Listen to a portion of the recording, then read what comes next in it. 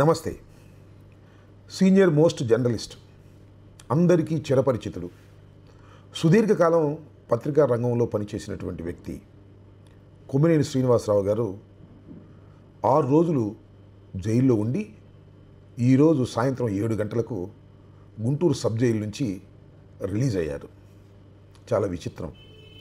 ఆయన జీవితంలో ఎప్పుడూ ఊహించుండడు ఒక వారం రోజుల పాటు జైల్లో గడపవలసిన పరిస్థితి ఏర్పడుతుందని. ఎవ్వరూ ఊహించుండరు. ఎందుకంటే జర్నలిస్టులు జైలుకి వెళ్ళవలసినటువంటి పరిస్థితులు వస్తాయని, దానికి జర్నలిస్టులు కూడా సిద్ధం కావాల్సి ఉంటుందని అనుకోవటం, ఊహించడం చాలా కష్టం. కానీ ఊహకందని అనుకోని అంశాలు ఆంధ్ర రాష్ట్రంలో చాలా జరుగుతూ ఉన్నాయి. ఇవన్నీ కూడా కక్షపూరితంగానే జరుగుతున్నాయనేది అందరికీ తెలిసినటువంటి సత్యం. మొదటి కొద్ది అనుమానం ఉంది, కానీ రాను రాను చంద్రబాబు నాయుడు గారు, లోకేష్ కక్ష కట్టుకొని ఎవరిని లోపల వేయాలనుకుంటే వాళ్ళని లోపల వేసేటటువంటి వ్యవస్థల మేనేజ్మెంటు మెండుగా జరుగుతుంది అనేది ఒక నిర్ధారణకు రావటం జరిగింది. కొమ్మినేని శ్రీనివాసరావు గారు పత్రికా రంగంలో చాలా సంవత్సరాల నుంచి పనిచేసినటువంటి వ్యక్తి. చాలా సౌమ్యుడు. ఒక పరుష పదజాలాన్ని వాడాలంటే, లేదు రాయాలంటే 10 సార్లు ఆలోచించేటటువంటి స్వభావం కలిగినటువంటి వ్యక్తి. ఈనాడులో పనిచేశాడు, ఆంధ్రజ్యోతిలో పనిచేశారు, TV5లో, NTVలో, అన్ని టీవీల్లోనూ సుమారుగా పనిచేసినటువంటి వ్యక్తి, పేరు ప్రఖ్యాతులు గడించినటువంటి వ్యక్తి. చివరికి NTVలో తన ఉద్యోగం చంద్రబాబు నాయుడు గారు ఊడగొడితే గత్యంతరం లేక సాక్షికి వచ్చి లైవ్ షో చేస్తున్నటువంటి వ్యక్తి కొమ్మినేని శ్రీనివాస్ గారు. ఆయన మీద గతం నుంచి చాలా కక్ష పెట్టుకున్నాడు చంద్రబాబు నాయుడు గారు.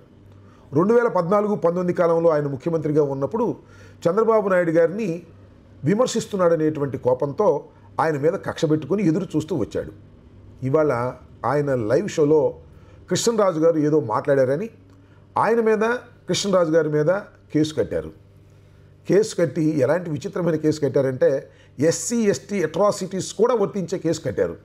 కట్టి 8వ తారీఖున కట్టారు, 9వ తారీఖున కస్టడీలోకి తీసుకున్నారు, 10వ తారీఖున తీసుకొచ్చి రిమాండ్కి పంపించారు. ఆ తర్వాత సుప్రీంకోర్టును ఆశ్రయించవలసి వచ్చింది.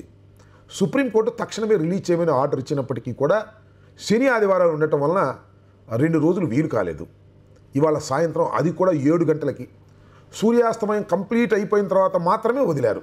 ఎందుకంటే ముందు వదిలితే జనం కనిపిస్తారనే ఉద్దేశం, మరి ఏమో పోలీసు వారి స్ట్రాటజీ, ప్రభుత్వ స్ట్రాటజీ ఏంటో నాకైతే అర్థం కాలేదు. 4 గంటల నుంచి మేము ఎదురు చూస్తూ ఉన్నాం. 7 గంటల దాకా ఉండి 7 గంటలకు ఆయన రిలీజ్ చేశారు. సరే, ఏదైనా ఒక అంశం, ఒక అంకం ముగిసింది. చంద్రబాబు నాయుడు గారు కక్షగట్టి ఒక 6-7 రోజులు కొమ్మినేని శ్రీనివాస్ గారిని లోపల పెట్టేటటువంటి కార్యక్రమం చేశారు. ఓకే. అయితే ఇక్కడ అంశం ఏంటంటే, కొమ్మినేని శ్రీనివాస్ గారు నాకు తెలిసి చీమకు కూడా హాని చేయనటువంటి వ్యక్తి. అలాంటి వ్యక్తి 7 రోజుల పాటు జైల్లో ఉండటం అనేది ఏమంత సమంజసం అని నాకు అనిపిస్తుంది. ముఖ్యంగా జర్నలిస్టు సోదరులు ఆలోచించుకోవాలి. చాలామంది జర్నలిస్టులు మాట్లాడడానికి, సపోర్ట్ చేయడానికి ఇవాళ భయపడుతున్నారు. వాతావరణం అలా ఉందనుకోండి, అది వేరే అంశం. కానీ ఒక్కసారి మీ మనసులో తర్కించుకోండి, చర్చించండి. కొమ్మినేని శ్రీనివాస్ గారు లాంటి వ్యక్తిని జైల్లో పెట్టి చంద్రబాబు నాయుడు ఏమి సాధిస్తాడు అనేది నాకు ఇక్కడ కలుగుతున్నటువంటి సందేహం. ఏమీ సాధించలేడు సరికదా, సమాజంలో ఒక చెడ్డ పేరు సాధించేటటువంటి కార్యక్రమం చేస్తారు. కొమ్మినేని గారిని అరెస్ట్ చేయటం వల్ల చంద్రబాబు నాయుడు గారు ఏ విధమైన రాజకీయ లబ్ధి పొందలేదు. నిజానికి కొమ్మినేని శ్రీనివాస్ గారిని అరెస్ట్ చేయడానికి ప్రధానమైన కారణం ఆయన మీద కక్ష. దొరికిందే తడవుగా సాక్షిని బ్లేమ్ చేయాలని, దానితో పాటు జగన్మోహన్ రెడ్డిని కూడా బ్లేమ్ చేయాలనేటువంటి ఒక పగడ్బందీ పథకంతో ముందుకు కదిలారు. ఎక్కడి దాకా వెళ్ళిందంటే భారతమ్మ గారిని తిట్టే కార్యక్రమం, సాక్షి ఆఫీసుల మీద దాడి చేసే కార్యక్రమం, జగన్మోహన్ రెడ్డి గారు రాష్ట్ర పర్యటనకి ఎక్కడికన్నా వెళితే, అయ్యా జగన్మోహన్ రెడ్డి నువ్వే క్షమాపణ చెప్పాలి అని ఈ నల్ల బెలూన్లు పట్టుకొని పెద్ద కుట్ర జరిగింది ఈ విషయంలో. ఫైనల్గా నేను అడుగుతా ఉన్నా, ఈ ప్రభుత్వం, కూటమి ప్రభుత్వం అంటే ఎందుకో మరి పవన్ కళ్యాణ్ గారు, భారతీయ జనతా పార్టీ మాట్లాడటం లేదు, కానీ చంద్రబాబు నాయుడు గారు వాళ్ళ అబ్బాయి ఏమి సాధించారు మీరు? దీనిలో ఏమన్నా మంచి పేరు సాధించారా? ఒక దుర్మార్గమైన డిబేట్ చేస్తున్నారు అని మీరు చెప్పారు తప్ప అది దుర్మార్గమైన డిబేట్ అని ఎవరు నమ్మలేదు. నిజానికి కొమ్మినేని శ్రీనివాస్ గారు దాన్ని ఎంకరేజ్ చేసేటనే విషయాన్ని కూడా నమ్మలేదు. కాకపోతే కృష్ణరాజు గారు అలా అని ఉండవలసింది కాదనేది అందరి అభిప్రాయం. దీన్ని రాష్ట్ర సమస్యగా, ఒక శాంతి భద్రతల సమస్యగా, అమరావతి మొత్తాన్ని కబళించి వేసేటటువంటి సమస్యగా, అమరావతి మొత్తంలో ఉన్నటువంటి మహిళల్ని దూషించిన సమస్యగా భూతద్దంలో పెట్టి చూపించి పత్రికల్లో రాయించి మీరు సాధించింది ఏంటి అని అడుగుతా ఉన్నా. కొండను దొవ్వి మీరు వెలుకును పట్టారు. చివరికి సుప్రీంకోర్టు కామెంట్ చేసింది. కొమ్మినేని శ్రీనివాస్ గారికి ఏమి సంబంధం అనేటువంటి కామెంట్ చేస్తూ బెయిల్ ఇచ్చింది. చివరికి ఏమైంది? మీరు చేసినటువంటి ప్రయోగం కానీ మరొకటి కానీ వికటించినటువంటి సందర్భమే తప్ప దీనివల్ల కించిత్తు కూడా మీకు లాభం జరగకపోగా విపరీతమైన నష్టం జరుగుతూ ఉంది. పోలీసు వ్యవస్థను మీరు అతి దారుణంగా ఉపయోగిస్తున్నారు. ఏం జరుగుతుంది? పోలీసు వ్యవస్థను ఉపయోగిస్తే రెసిస్టెన్స్ పెరగదు, నాయకుల్లో కార్యకర్తల్లో రెసిస్టెన్స్ పెరగదు. కొమ్మినేని శ్రీనివాస్ గారిని వాళ్ళు మీరు అరెస్ట్ చేసి వారం రోజులు ఉంచారనుకోండి, కొమ్మినేని శ్రీనివాస్ గారు ఎంతమందికి చెప్తాడు ఈ వ్యవహారాన్ని? ఆయన బంధువులు కానీ, ఆయనకు తెలిసిన వాళ్ళు కానీ, అరే రే కొమ్మినేని శ్రీనివాస్ గారిని ఈ విధంగా మీరు దారుణంగా జైల్లో పెట్టారు, ఇది ఏమైనా ధర్మమా అని మీ ముందుకు వచ్చి అనకపోవచ్చు. కానీ లోకేష్ గారి ముందు, చంద్రబాబు గారి ముందు మనసులో అనుకోరా? ఇది అప్రజాస్వామికమైన విధానం. మీరు కక్షగట్టి ఇలాంటి కార్యక్రమాలు ఆంధ్ర రాష్ట్రంలో చేస్తున్నారు. పోలీసు యంత్రాంగాన్ని దుర్వినియోగం చేస్తున్నారు. చివరికి పోలీసు యంత్రాంగం నిర్వీర్యమైపోయే పరిస్థితి, పోలీసు యంత్రాంగం మీద తిరుగుబడవలసినటువంటి పరిస్థితి కూడా రాష్ట్రంలో ఏర్పడే అవకాశం ఉంది. ఆ ప్రమాదాన్ని మీరు గమనించాల్సిందిగా ఈ సందర్భంగా నేను మనవి చేస్తూ, కొమ్మినేని శ్రీనివాస్ గారిని అరెస్ట్ చేయటం, ఆయన జైల్లో పెట్టడం చాలా దారుణమైనటువంటి అంశం. దీని మీద బయటకు రాకపోయినా జర్నలిస్ట్ అనేవారు కించిత్ ఆలోచించవలసినటువంటి అంశమని కూడా ఈ సందర్భంగా వారికి నేను సవినయంగా చెప్పదలుచుకున్నాను. ఇంకొక విషయాన్ని కూడా ఇక్కడ చెప్పాలి. ఈ రాష్ట్రానికి హోంమంత్రి గారు ఒక ఆమె ఉంది, గౌరవనీయులైనటువంటి అనిత గారు. ఆమె అసలు సుప్రీంకోర్టు ఇచ్చిన ఆర్డర్ చదువుకోకుండానే కండిషన్లు పెట్టేసింది ఆమె. ఏమని?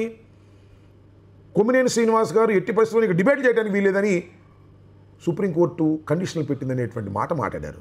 అసలు సుప్రీంకోర్టు ఏ కండిషన్లు పెట్టలేదు. నేను ఆర్డర్ మొత్తం చదివాను. సుప్రీంకోర్టు ఏం చెప్పిందంటే బెయిల్ మీద ఈయన రిలీజ్ చేస్తున్నాము, lower court, that means a trial court, conditions పెట్టేటటువంటి డిస్కషన్ క్రింది వారికి ఇచ్చింది. వాళ్ళు కండిషన్స్ పెట్టారు.